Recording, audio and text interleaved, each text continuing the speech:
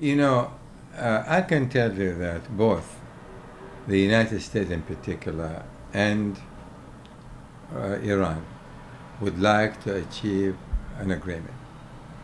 And I think both will bend backwards to a great extent, even to try to achieve an agreement. For Iran, this represents major development, significant one in terms of the economic development. Lifting of the sanctions is critically important. It will have major and serious implication on the Iranian people, how the Iranian people feel about the government, about themselves. So they need a deal. They need a deal. Mind you, Rouhani ran on that premise. He will try to resolve this issue with the West, and I think what we're going to see is supreme effort to try to finalize the deal. Now the question, whether this still can be achieved by the end of June, that remains an open question. I do feel there's a small chance that they can conclude it by the end of this month, but I do not absolutely rule out the possibility that they would extend it another month or another two, because both sides need to show, and this is important to keep in mind, that they have not been as flexible as they should be or ought to be. They want to demonstrate their back constituency, both the United States to demonstrate to the Israelis, to the Saudis, to the American people, to Congress, that has been very careful in trying to forge this kind of an agreement.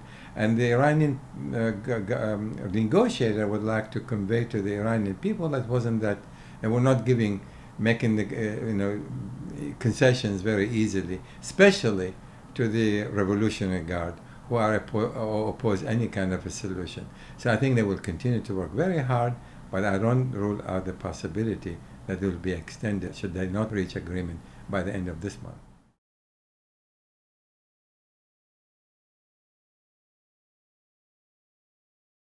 Well, Iran would like to separate the two issues, as in terms of in the negotiations themselves, they refuse to negotiate Iran continuing research and development program about its intercontinental missiles. They refuse to negotiate certain facilities and that they have built earlier on, and what will be the fate of these facilities.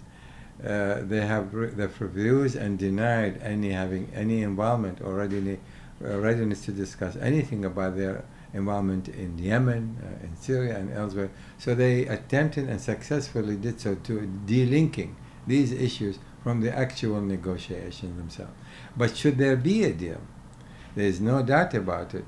Not only that is going to have serious repercussion, positive one, on the Iranian themselves, but it's going to embolden, I think, the Iranian government. And instead of taking certain steps back and reduce its involvement in the region, reduce its support of various terrorist groups, reduce its involvement in, for example, the support of the Houthis in Yemen, or its support of Assad in Syria, or its support of Hezbollah. That is going to be, in fact, intensified rather than decreased.